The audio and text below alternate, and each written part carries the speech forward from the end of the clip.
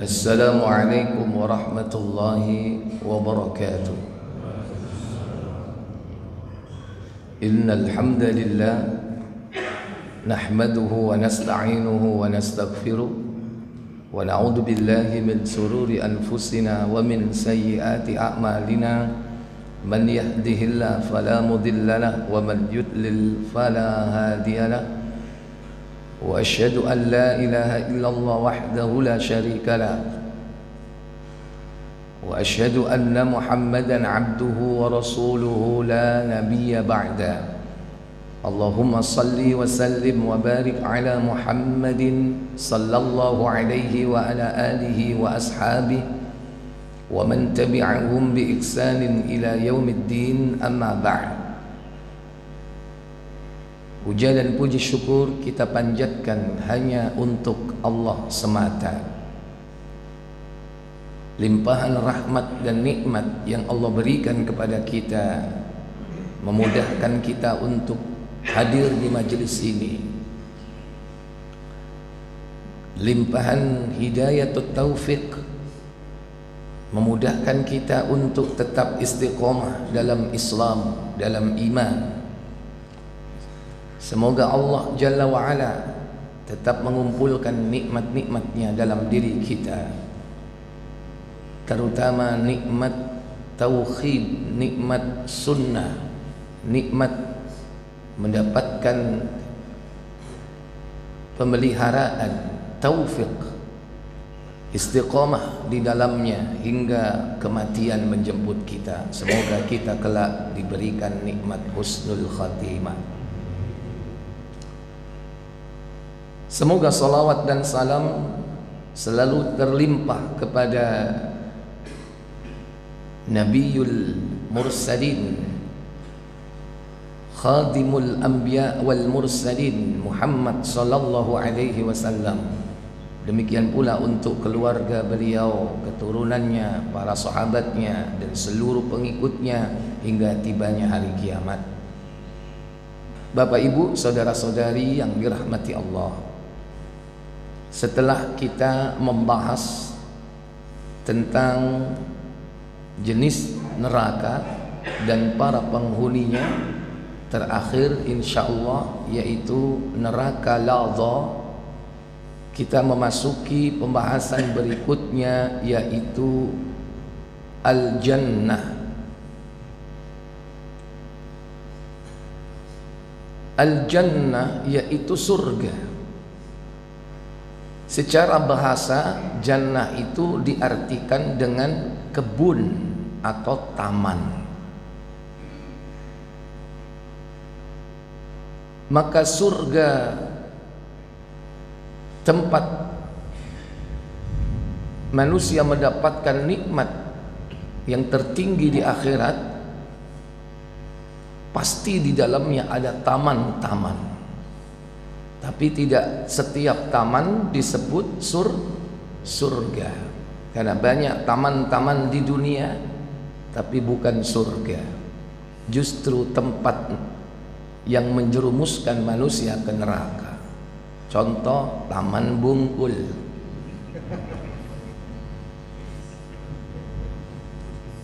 Dan mungkin taman-taman yang lain yang dipakai tempat maksiat. Ada taman prestasi, ada taman apa lagi?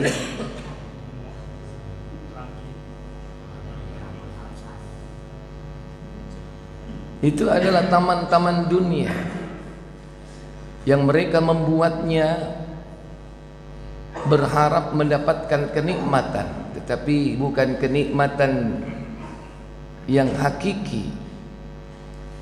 Justru kenikmatan semu yang dia dapatkan hanya sementara.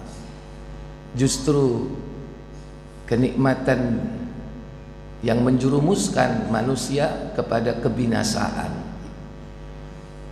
Maka berharaplah kita mendapatkan taman surga, sekalipun kita tidak pernah mendatangi taman-taman yang indah di muka bumi ini. Mungkin terkenal di dunia, di seluruh penjuru bumi, taman-taman yang indah, baik yang alami atau buatan manusia. Tapi gantungkan harapan kita itu kepada taman yang sebenarnya, yaitu taman surga.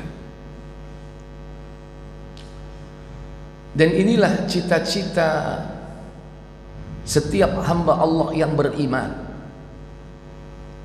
yaitu masuk ke dalam kenikmatan surgawi yang di dalamnya berkumpul segala macam nikmat. Bahkan Allah sembunyikan nikmat-nikmat yang belum pernah dilihat, belum pernah didengar, belum pernah terbersit dalam hati manusia. Kata Allah dalam surah As-Sajadah, surah 32, pada ayat yang ke-16, Allah katakan, فَلَا تَعْلَمُ نَفْسٌ مَا أُخْفِيَ لَهُم مِّن قُرَّةِ أَعْيُنٍ جَزَاءً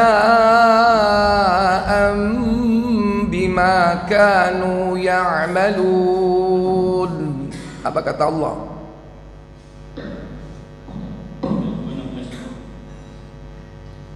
Lalu mereka jauh dari tempat tidurnya. Ayat berikutnya berarti 17. Tak seorang pun mengetahui berbagai nikmat yang menanti, yang indah dipandang sebagai balasan bagi mereka atas apa yang mereka kerjakan. Fala ta'lamu nafsun, tak seorang pun mengetahui, ma ukhfiya lahum, yakni apa-apa yang disembunyikan oleh Allah tabaraka wa ta'ala, min qurrati a'yun, dari nikmat-nikmat surga yang menyedapkan pandangan mata. Qurratu uyun, yang menyedapkan pandangan mata.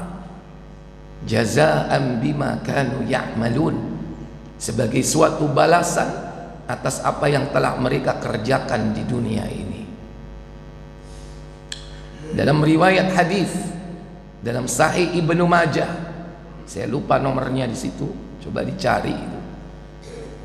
Nabi mengatakan, Allah berfirman, a'dattu li'ibadiyas salihin, aku sediakan bagi hamba-hambaku yang salih kenikmatan surga, ma la ainun ra'at, sesuatu yang belum pernah terlihat oleh mata, wala udhunun syami'at, dan sesuatu yang belum pernah terdengar oleh telinga, wala khatara ala qalbi basharin, dan sesuatu yang belum pernah terbersit di dalam hati manusia. Ketemu Pak? 3, 5, 10 jilid 3 itu hampir habis ya. Silakan. Dari Abu Hurairah radhiyallahu anhu, ia berkata, apa katanya? Rasulullah SAW bersabda, apa sabda beliau? Allah Subhanahu wa taala berfirman, apa firman-Nya? Aku persiapkan untuk hamba-hambaku yang salih sesuatu yang tidak pernah dilihat mata, didengar telinga, dan juga tidak pernah terlintas pada hati manusia. Abu Hurairah radhiyallahu anhu berkata, barang siapa di antara kalian yang benaknya telah diperlihatkan, maka bacalah jika kalian mau, yaitu surat As-Sajdah ayat 17. Iya. Selama manusia masih bisa membayangkan bahwa surga itu seperti ini dan seperti itu, berarti nikmat surga itu jauh lebih dari apa yang dibayangkan itu. Kira-kira Bapak kalau masuk surga membayangkan apa Pak? Macam-macam Pak ya. Kalau anak-anak kecil ini pengen jadi satria baja hitam, berubah gitu kan? Bisa nggak kira-kira nanti di surga seperti itu? Bisa nggak? Bisa. Sesuai dengan imajinasi. Kalau anak kecil kan begitu kan? Pengennya bisa terbang kayak apa? Superman. Bisa ngilang kayak apa?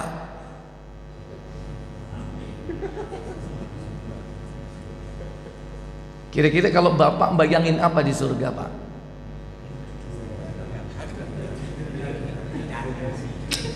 Ngomong apa? Apa yang dibayangkan di sana? bidadari. Piro kira-kira? Berapa kira-kira?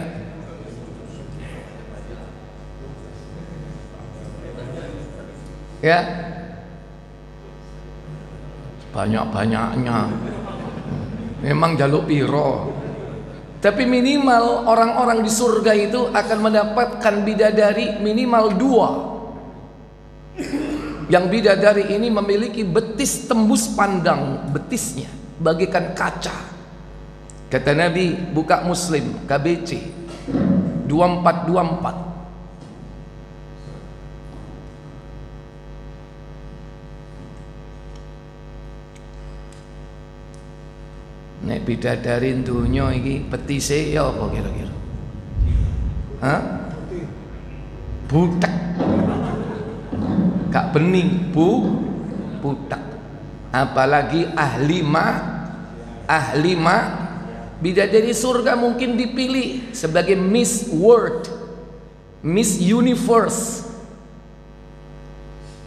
Kata orang, cantik nggak itu?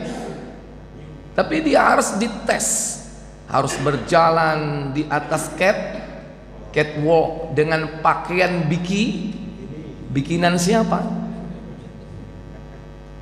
Maksiat atau tidak? Maksiat. Secantik apapun, kalau kau hancurkan dirimu dengan maksiat, rendah di hadapan Allah. Kecantikan fisik itu tidak ada arti, karena Allah tidak melihat fisik, Allah melihat ruh dan jiwa seseorang itu. Innallaha la yanzuru ila suwarikum wa amwalikum.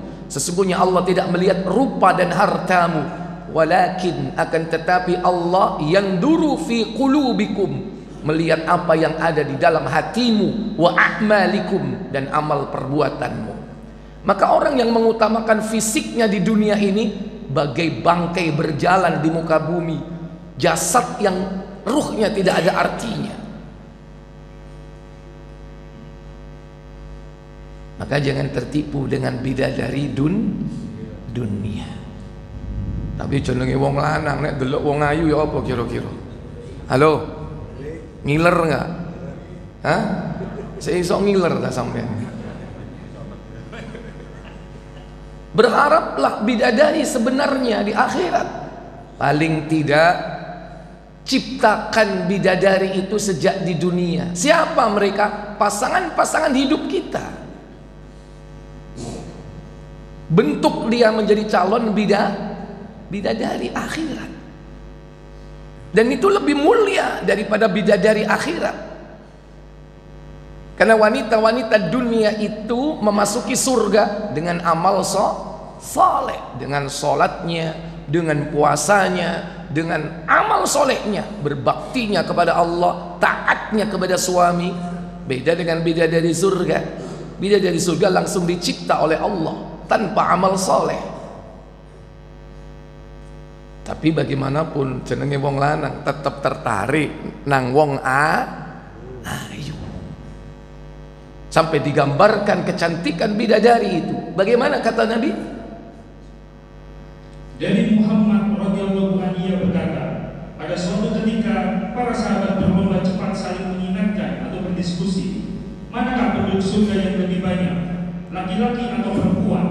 Kata Abu Hurairah, bukankah Rasulullah SAW telah menyabdakan bahwa rombongan yang pertama-tama masuk surga mereka bercahaya-cahaya bagaikan bulan purnama. Sesudah itu rombongan yang menyusul bagaikan bintang keberlapan di langit. Setiap laki-laki mempunyai 2 istri, yang keduanya mempunyai betis tembus pandang, sehingga kelihatan jantung betisnya bagian dalam. Dan di dalam surga tidak ada laki-laki yang membujang. Kaono jomblo nang surga iku gak ono. Kabeh duwe bojo. Itulah kenikmatan surgawi. Minimal istri dari bidadarinya berapa? 2. Dan maksimal diberikan berapa, Pak? Berapa? 72. Selama ini yang saya teliti sampai jumlah bilangan 72. Wallahu a'lam. Pasti ada yang lebih dari itu. Saya yakin karena di dunia saja orang itu bisa menikahi ratusan wanita. Pada saat sebelum diturunkan syariat tentang batasan jumlah istri, yaitu 4. Sebelum itu tidak ada batasan, orang mau nikah dengan berapapun wanita yang dia mau boleh, karena belum ada aturan. Tapi setelah Nabi kita diutus, nah dibatasi. Jadi hakikat kehidupan manusia itu di dunia itu ta'addud, poligami.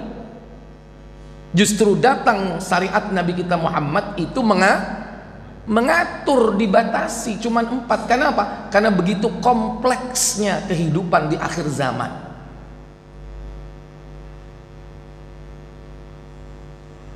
Nah, nanti di surga tentu tidak ada halangan untuk itu. Kenapa demikian?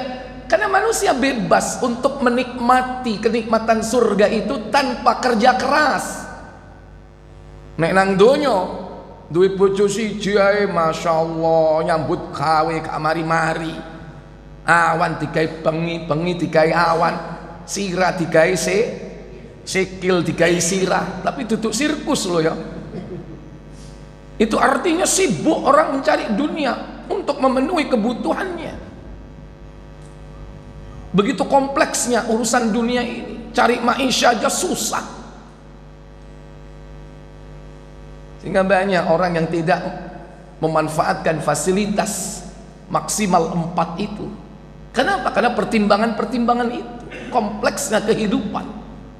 Belum lagi faktor-faktor yang lain masih banyak. Tapi di surga, nang surga ono wong nyambut gawe enggak?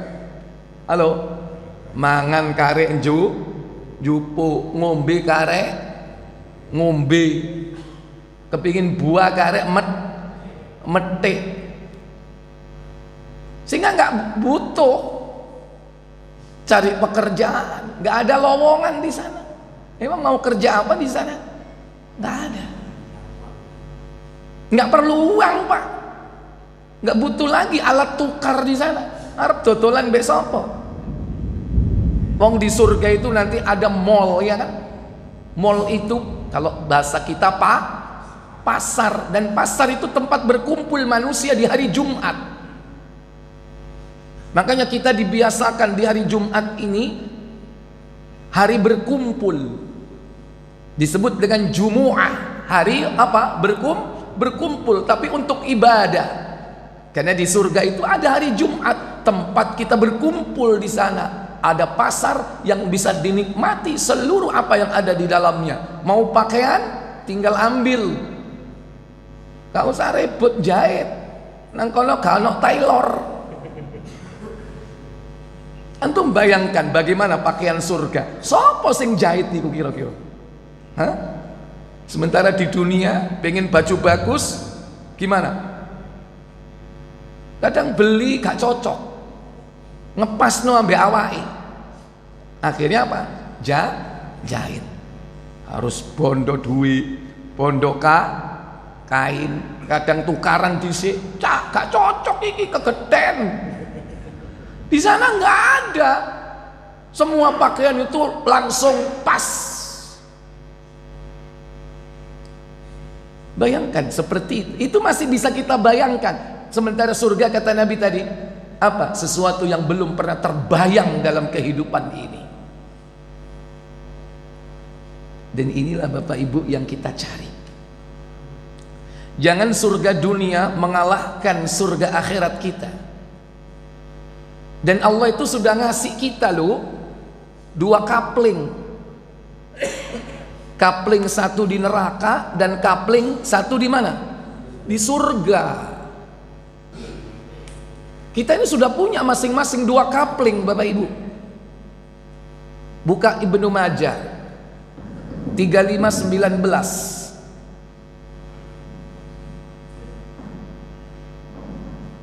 Silakan. Dan Abu Hurairah radhiyallahu anhu berkata, Rasulullah SAW bersabda. Apa sabda beliau? Tidaklah seorang pun di antara kalian kecuali ia mempunyai 2 tempat. Nah, 2 tempat, 2 kapling. Di mana? Satu tempat di surga dan satu tempat lagi di neraka. Satu tempat di surga, satu tempat di neraka. Jadi kita ini sudah punya coupling Pak, dua-duanya. Kemudian kalau dia masuk ke neraka, apa yang terjadi? Maka jika ia mati lalu masuk neraka, maka penghuni surga akan mewarisi tempatnya. Iya, kalau dia mati, dia masuk neraka, maka couplingnya di surga akan ditempati oleh orang-orang ahli surga. Eman nggak? Eman nggak? Sampean duwe coupling nang dunyo direbut uang, ngamuk nggak? Ngamuk nggak? Nyeluk polisi, nyeluk pengacara. Sopo meneh sing diceluk? Semua aparat dipanggil, marah, berperkara dia. Itu kalau di dunia. Tapi kalau coupling kita di akhirat direbut orang, marah atau tidak? Halo? Isok ngamuk nggak? Salamu dewi. Makanya mumpung di dunia ini couplingnya diurus. Apa ini mungkin si gendom ya? Surat hijau. Oh petok D masih aneh katanya. Itu bahasa di dunia. Maka harus diurus. Coupling kita di akhirat itu udah harus diurus. Caranya bagaimana ngurus coupling di akhirat? Dua syaratnya. Amanu wa amilus salihah. Itu saja itu. Ngurusnya itu gampang. Cuman penjabarannya ini yang kompleks. Karena Allah Jalla wa'ala memberikan sertifikasi surga itu bagi orang yang memenuhi persyaratan-persyaratan ini. Kata Allah Jalla wa'ala dalam surah Al-Baqarah ayat yang ke 24. Allah katakan وَبَشِّرِ الَّذِينَ آمَنُوا وَعَمِلُوا الصَّالِحَاتِ أَنَّ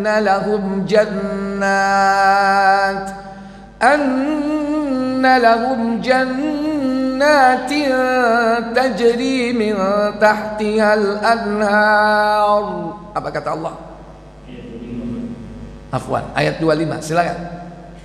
Dan sampaikanlah berita gembira kepada mereka yang beriman dan berbuat baik, bahwa bagi mereka disediakan surga-surga yang mengalir sungai-sungai di dalamnya. Iya. Wa basyiril ladzina amanu wa 'amilus shalihat. Dan kabarkanlah dengan kabar gembira kepada mereka orang-orang yang beriman dan beramal saleh. Cuman dua itu syaratnya. Beriman dengan iman yang benar, imannya bersih, akidahnya lurus, bersih dari syirik, bersih dari kufur, bersih dari takhayyul, bersih dari khurafat.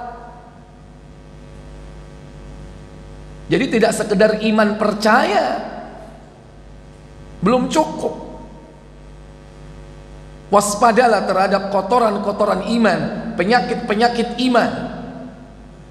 Baru setelah itu apa? Wa amilus salihat, mengerjakan amal saleh. Amal saleh itu bagaimana? Amal yang sesuai dengan tuntunan. Dia dikatakan amal saleh apabila sesuai tuntunan. Ada dasar perintahnya, ada contohnya dari Nabi, nggak buat-buat sendiri. Amal soleh, baik itu yang bersifat ritual, baik yang bersifat ibadah. Demikian pula amal-amal yang lain, kalau tidak diatur secara rinci, tapi tidak boleh keluar dari prinsip-prinsipnya. Beramal soleh, ini syarat kedua. Makanya orang sholat itu amal soleh atau tidak? Amal soleh. Berarti kita sedang ngurus apa? Sedang ngurus apa? Ngurus coupling. Tiap hari kita ini sedang ngurus kapling kita di akhirat dengan amal soleh. Setelah kita punya iman yang benar, yang bersih, yang akidahnya lurus, kita tiap hari beramal soleh. Kita puasa, itu ngurus kapling kita. Menuntut ilmu seperti ini amal soleh nggak? Amal soleh nggak? Berarti kita ngurus apa? Ngurus kapling. Makanya nek ngaji taklim ojo ngomong nang dicak taklim gak usah warana apa ngurus kapling ngono ae. Cak nang disampaikan pendino kok budal ati nggawa buku ngurus kapling. Nguk kepethuk waran ngurus kapling ojo gaya-gaya apa ngaji ya.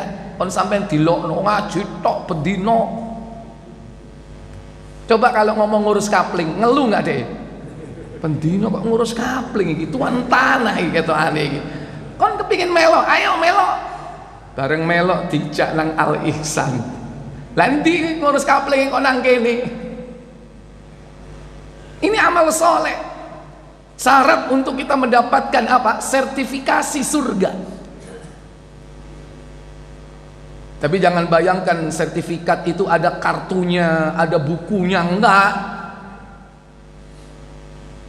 Allah akan mengabarkan legalitas itu ketika kapan? Ketika saat kita berada di alam kubur.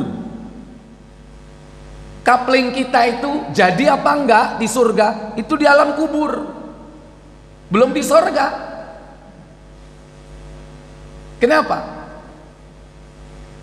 Malaikat mungkar dan nakir itu akan menunjukkan, iki lho kaplingmu, delok biyen sing mau urus. Buka Bukhari nomor 693 KBC.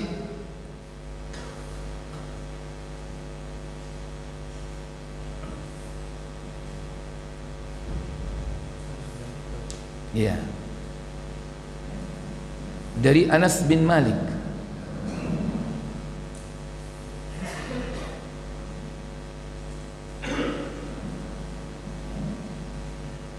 Dari Anas radhiyallahu anhu ia berkata, Nabi SAW bersabda, apa sabda beliau? Apabila mayat seseorang telah diletakkan di dalam kuburannya dan kawan-kawannya telah pulang, kendati pun dia mendengar bunyi terompah mereka, dua orang malaikat datang kepadanya. Mungkar dan nakir datang menemuinya dan bertanya tentang 3 perkara, tentang Allah, tentang Rasulullah, dan tentang agama. Terus lalu mendudukannya dan menanyainya, tanya, bagaimana pendapat engkau terhadap orang ini, yaitu Muhammad SAW? Itu salah satu pertanyaan dari 3 pertanyaan. Maka orang beriman akan menjawab apa? Aku mengakuinya bahwa dia hamba Allah dan Rasulnya. Iya. Usaddiqu, aku membenarkannya. Annahu abduhu wa rasuluhu, bahwasanya dia adalah hambanya dan utusannya. Kemudian kata malaikat, lihatlah tempatmu di neraka, Allah menentukannya bagimu dengan tempat di surga. Nah, terus belum. Kata Nabi SAW, dia melihat tempat itu kedua-duanya. Dia melihat tempat itu kedua-duanya. Melihat kaplingnya yang di neraka dan kaplingnya yang di mana? Yang di surga. Dan ditegaskan pada saat itu, ini kaplingmu di neraka, ini kaplingmu di surga. Allah melegalkan kaplingmu yang di surga. Dia lihat dua-duanya. Iki neraka, iki surga. Alhamdulillah, tibai suratku wis dadi. Yang di mana? Yang di surga. Itu pemberitahuannya saat di alam barzakh, di alam kubur.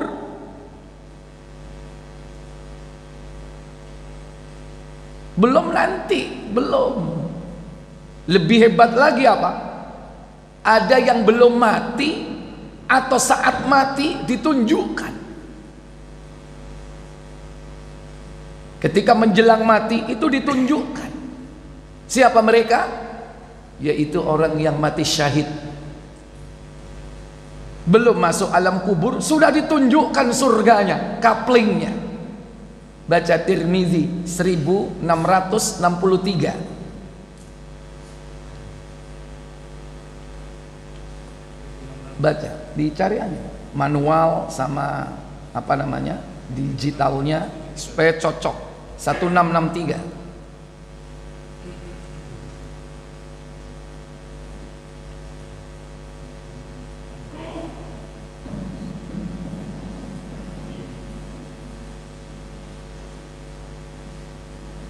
Dari Al-Mikdam bin Ma'di Al-Qarib radhiyallahu anhu berkata, Rasulullah SAW bersabda, apa sabda beliau? Bagi orang yang mati syahid itu di sisi Allah ada 6 balasan. Apa saja? Yang pertama, akan diampuni baginya dosa-dosanya sejak pertama kali cucuran darahnya keluar. Sejak tetes darah pertama itu sudah diampuni seluruh dosanya. Kemudian yang kedua, ia akan melihat tempatnya di surga. Dia akan melihat tempatnya di mana? Di surga saat menjelang kematiannya itu. Ditunjukkan di hadapannya tempatnya di mana? Di surga. Iki lho kaplingmu sing nang surga dilegalkan sama Allah. Apa lagi? Yang ketiga, ia akan diselamatkan dari siksa kubur dan kedahsyatan yang besar pada hari kiamat. Iya. Wa waqahu min adzabil qabri wa fazail akbar, kata Nabi. Dia akan diselamatkan, dibebaskan dari azab kubur dan kedahsyatan hari kiamat. Ketika kiamat orang pada kaget, takut, dia mah tenang-tenang aja dia.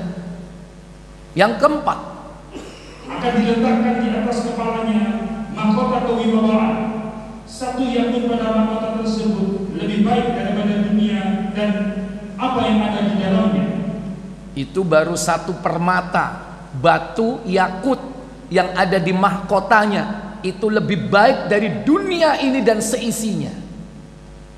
Ono nggak watu koyok ngono? Kira-kira watu iku nek dicemplungno, dilugurno nang donya, gawe rebutan nggak? Gawe rebutan nggak? Donya iki gak ono artine dibandingno mbek siji watune ahli surga. Lho ngono kok gak berlomba-lomba. Malah sing dikejar donya. Ya apa carane soge ndelok tangga panas. Lu tuku kulkas anyar panas. Jantunge berdegup kencang. Kaet wingi, sik arek wingi wis kaya ngono. Delok tanggane menek tuku mobil anyar, duduk jantunge, cangkeme megap-megap.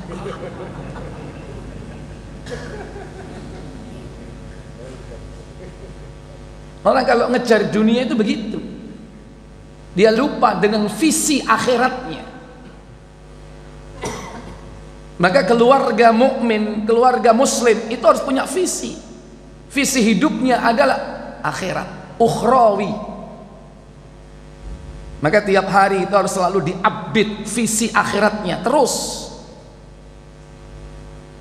Sehingga dalam kehidupan sehari-hari, dialog kita dengan anak kita, dengan istri kita, itu adalah visi ukhrawi. Jangan banyak bicara tentang dunia. Dunia hanya sekedarnya saja. Di meja makan bicarakan ukhrawi, akhirat. Ketika kita bermain dengan anak, ketika kita duduk di kursi santai, ketika berbaring dengan istrinya sebelum tidur, atau bahkan setelah jima sekalipun, saat-saat dimana kita ini nyantai, relax, itu saatnya membicarakan akhirat. Iku gampang melebu, Pak. Tak kandhani sampean. Tapi wis kasep, Ustaz. Karena hati terbuka, hati lapang, jiwa rileks. Ajarkan kehidupan akhirat.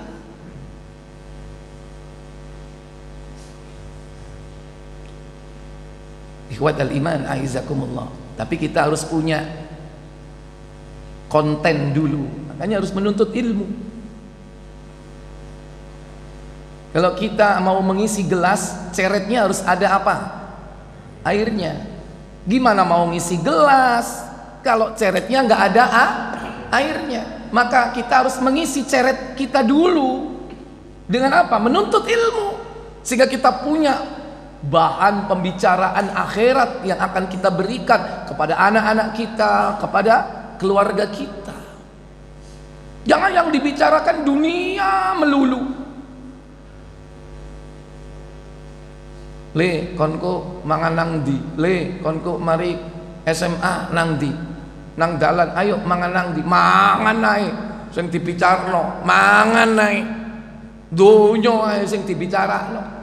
Anake salat gak salat dijarno, bojone telat gak telat sembayange dijarno. Hati-hati, itu akan jadi bumerang kita dunia dan akhirat. Ikhwatal iman aizakumullah. Ini karena pentingnya akhirat, sehingga dalam hidup kita itu harus menjadi porsi yang terbanyak dalam dialog kita, dalam pembicaraan kita, dalam mindset kita, dalam sikap kita sehari-hari dengan keluarga kita. Itu harus, visi ini harus nyata, sehingga nanti itu akan berimbas kepada seluruh aspek hidup kita. Tampak dari cara kita berekonomi, cara kita bersosial, cara kita berpendidikan. Kalau itu mengikuti visi kita, itu akan tampak jelas. Cara berekonomi, jauhi riba, jauhi gharar, jauhi maisir. Cara konsumsi hidup kita strength dengan makanan-makanan yang gak jelas. Itu wujud dari visi akhirat kita. Lele, apa iku? Teko sapa? Teko ndi iku? Sing delok gorene gak jelas iki, gak usah dipangan. Tapi enak iki ya, enak kurung tahu. Itu wujud dari visi ukhrawi. Dalam setiap pembicaraan, dalam kita berbicara, dalam kita makan, minum. Le mangan ojo mbek ngadeg ae lunggu-lunggu. Ini wujud dari visi ukhrawi kita. Karena Nabi mengatakan la tashrabu ahadukum qa'iman. Janganlah kalian minum sambil berdiri. Adab ini, etika. Sekalipun itu terjadi diskursus dari kalangan para ulama tentang hukum minum sambil berdiri, tapi kalau kita cinta kepada Nabi, kita pasti akan bisa mengikuti, mensuri tauladani beliau. Tapi syaratnya apa? Untuk bisa mensuri tauladani beliau, orang yang berharap akhirat. Laqad kana lakum fi Rasulillahi uswatun hasanah. Sungguh ada pada diri Rasulullah adalah suri tauladan yang baik dalam segala hal. Bagi siapa? Liman kana yarjullaha wal yaumal akhir. Bagi mereka yang berharap Allah dan hari akhirat. Nah, lebih-lebih cita tertinggi kita kalau bisa masuk surganya instan. Mati apa tadi? Syahid. Apa nikmat yang kelima? Ia akan dinikahkan dengan 72 istri dari jenis bidadari. Dia akan dikawinkan dengan 72 bidadari min huril ain. Hurul ain yaitu apa? Hurul ain yang bermata jeli. Motone tok iku sampean delok paling nek saiki geblak. Delok motoe tok. Makanya dia disifati, dijuluki apa? Hurul ain. Wanita yang bermata jeli. Ya apa iku motone? Indahnya matanya. Makanya sampai saiki ditiru ambek wong wedok donya. Ya kan? Bulu motoe ana sing disambung. Nek kono asli. Nek kene kan sambungan. Bulu mata anti badai. Ya kan? Kena angin iku motone Kak miber ya. Bagaimana matanya itu indah. Kalau pengen warna-warni mata, bola matanya, silakan minta sama Allah nanti. Ditiru sampai wong nang dunyo ya. Tapi digawe apa? Palsu. Apa? Softland. Ono sing ijo, ono sing biru, ya kan? Iku kok ayune rek motone biru. Ah, palsu. Min huril 'ain 72. Wallahu a'lam. Sampai hadis inilah yang saya pahami bahwa maksimal 72. Kenapa? Karena tidak ada yang tertinggi nikmat yang Allah berikan kepada orang kecuali nikmat bagi orang yang mati syahid. Wallahu a'lam. Kalau para nabi nanti memiliki istri lebih dari itu, saya pasti yakin ya. Cuman tidak disebutkan dengan jumlah fix. Yang fix itu tadi minim berapa? 2. Maksimal berapa? 72. Bahkan bagi mereka yang mati syahid, apa kata Nabi? Yang keenam, ia akan diterima syafaatnya untuk 70 orang keluarganya. Iya. Maka dia diberikan kebebasan memilih siapa di antara anggota keluarganya yang ditolong, diberi syafaat. Yang di neraka mungkin bisa dintas, bisa jadi. Mungkin yang belum masuk supaya segera masuk, bisa jadi itu bagian dari syafaat. Bisa jadi pula dari tingkat yang paling bawah dinaikkan tingkat berikutnya. Itulah keutamaan orang yang mati syahid. Jenengan dua anak situ mati syahid, lumayan nggak? Halo, kira-kira sing ditolong pertama sopo? Halo, orang tuanya. Orang tua, siapa lagi? Ibunya. Setelah bapak ibu siapa? Yo mendukur kan. Mbae, buyute, canggae, warenge, udek-udeke, gantung siwure, petung turunan, ya kan? Iki wis petung turunan mendukur mengisor, sik kurang rek. 70 iki lumayan iki. Iya kan? Sapa? Bojone bisa nggak ditolong? Selama dia beriman dan beramal soleh, bisa jadi ditolong. Sapa meneh? Tonggone bisa nggak? Nggak bisa. Tonggo nggak bisa, keluarga, tetangga nggak bisa Pak, meskipun dia akrab. Kecuali nanti ada riwayat yang lain, yaitu teman yang dekat, sahabat karib. Nah itu. Makanya kita ini apa? Harus punya sahabat karib. Kalau kita yang ditolong, kalau kita nggak menolong, kita yang ditolong. Itu yang paling penting. Cari sahabat dalam ketakwaan. Itu nanti bisa memberi syafaat kepada kita. Apalagi kita cinta karena Allah. Dua-duanya akan dihadirkan, ditempatkan di atas panggung cahaya Allah. Itu nanti. Nah inilah yang kita harus kejar, Bapak Ibu saudara sekalian yang dirahmati Allah. Makanya Allah perintahkan kita bersegera. Dalam surah Ali Imran ayat 133 Allah katakan, wasari'u ila maghfiratin min rabbikum wa jannatin 'arduha as-samawati wal ardu u'iddat lil muttaqin. Apa kata Allah? Dan bersegeralah kamu kepada ampunan dari Rabbmu dan kepada surga yang luasnya seluas langit dan bumi, yang disediakan untuk orang-orang yang bertakwa. Iya. Bersegeralah kalian menuju kepada Allah, menuju kepada ampunannya, menuju kepada surga. Yang surga itu disifati, yaitu seluas langit dan bumi. Sebuah kerajaan yang besar. Satu orang saja Pak itu nanti dikasih kemah. Tahu kemah, Pak? Kemahnya saja diameternya itu 60 mil. 60 mil. Dalam hadis Muslim KBC disebutkan 2425 kalau tidak salah, judulnya kemah mutiara, dan kemahnya ini terbuat dari mutiara yang berlubang. Ini mutiara jerune berlubang.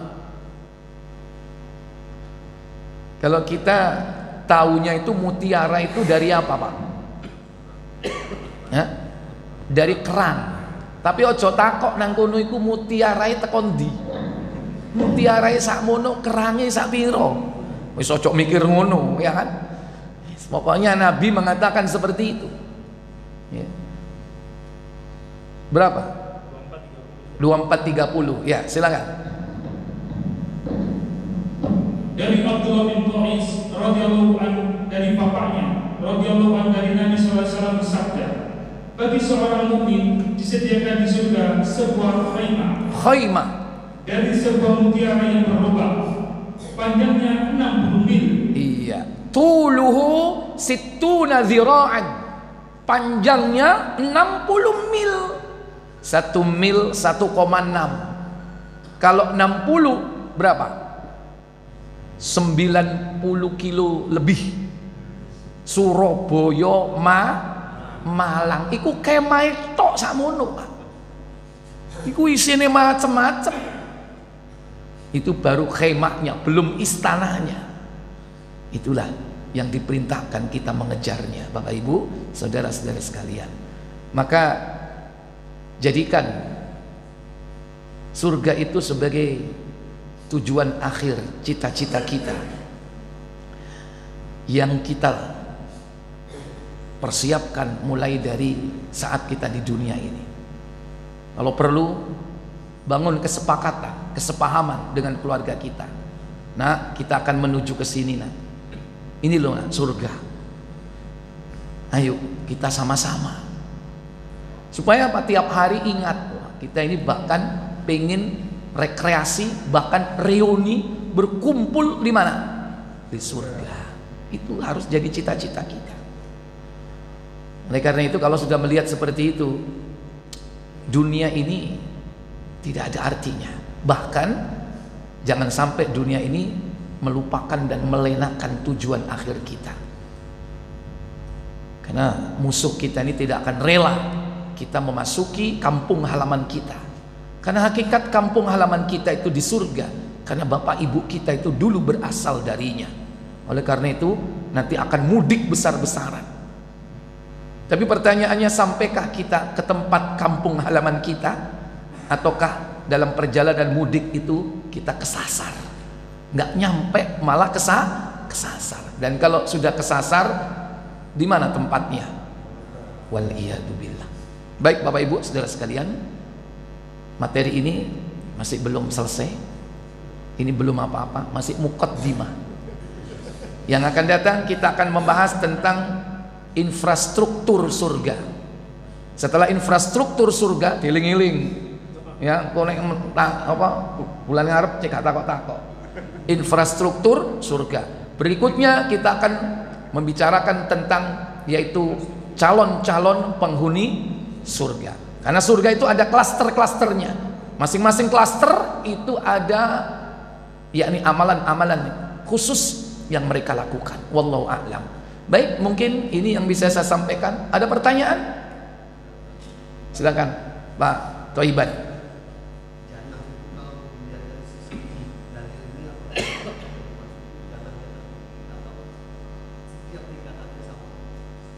Iya. Jadi jannah itu surga, sebutan secara umum. Sebutan secara umum. Tapi nanti ada tingkatan-tingkatan tertentu dan klaster-klaster tertentu. Seperti nanti ada Jannatul Firdaus, ada Jannatul Ma'wa, ada Jannatul Khuldi, ada Darussalam, ada Jannatu Aden. Itu surga umum. Surga umum yang mayoritas ditempati manusia itu Jannatu Adn. Tapi surga khusus yang tertinggi Jannatul Firdaus. Jadi banyak nanti sebutan-sebutan dan nama-namanya. Ada Al-Maqamus Sidq. Jadi banyak sekali. Kurang lebih nanti ada 10 sebutan tentang surga itu. Itu klasternya. Dan itu nanti ada bertingkat-tingkat masing-masing darinya. Nah, kenapa kita harus mengetahui infrastrukturnya supaya kita ini semangat untuk meraihnya? Karena kita harus punya gambaran yang jelas. Kita aja kalau mau melakukan rekreasi, traveling ke sebuah negeri, kita kan biasanya minta itinerary kan? Bagaimana perjalanannya, nanti di sana ada apa dan sebagainya kan? Nah, kita ini mau perjalanan panjang, masa kita nggak tahu tempat yang kita tuju? Termasuk kalau kita mau beli rumah, bapak mau beli rumah di dunia ini, cash 3 miliar misalnya. Apa yang kita tanya? Halo? Yang kita tanya ya, satu, legalitasnya, iya kan? Yang kedua apa? Tempatnya di mana? Lokasinya di mana? Karena itu Nabi mengatakan al-jar qoblad dar, tetangga sebelum rumah. Jadi sebelum beli rumah itu lihat tetangganya. Oh, tonggo api-api, tuku. Jangan asal murah, gede, wapi, tapi begitu dinggoni sebelah panti pijet, sebelah karaoke. Oh bahaya, bojomu keliru mampir. Makanya Nabi, al-jaru qoblad dari, tetangga sebelum rumah. Ini konsep ini dipakai oleh siapa? Oleh ahli-ahli properti, ya kan? Para developer. Makanya dia menciptakan hunian, yaitu membangun komunitas dulu. Itu Islami sebetulnya. Kayak tuku mau aja angger tuku, yang penting murah api ya. Tapi lihat itu. Nah, yang kedua kita kadang tanya apa? Kalau kita punya duit beli cash rumah, tanya tentang apanya? Speknya. Tanahnya, pasirnya dari mana? Halo? Pasir Ndiwe apa pasir Lumajang kira-kira? No, ya kan? Semene opo, batune opo, watu kali opo, watu kumbung. Tanyanya detail kita ini. Kayunya apa? Ya kan? Kayunya itu jati apa? Meranti. Oh, detail ini tanyanya.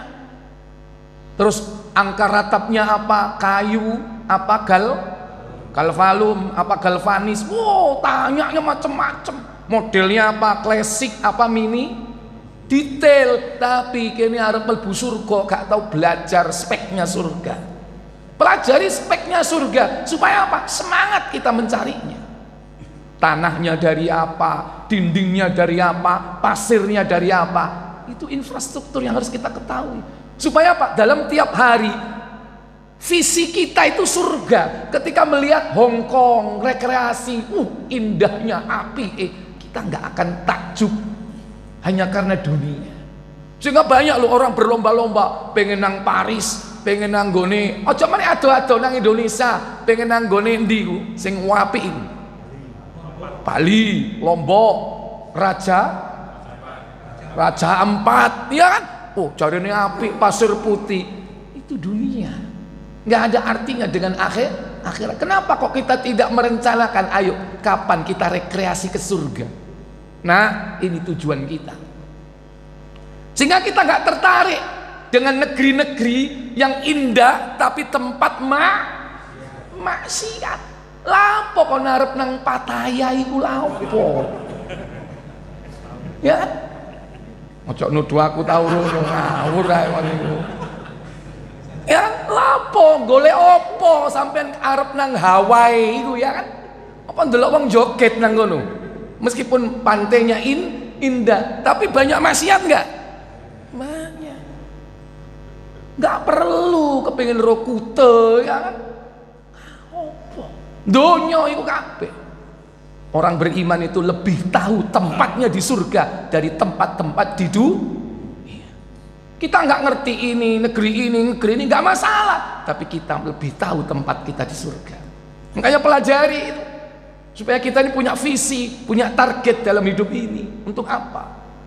Wallahu a'lam. Saya pikir cukup. Kita tutup kafarat majelis. Subhanakallahumma wa bihamdik, asyhadu an la ilaha illa anta, astaghfiruka wa atubu ilaik. Assalamualaikum warahmatullahi wabarakatuh.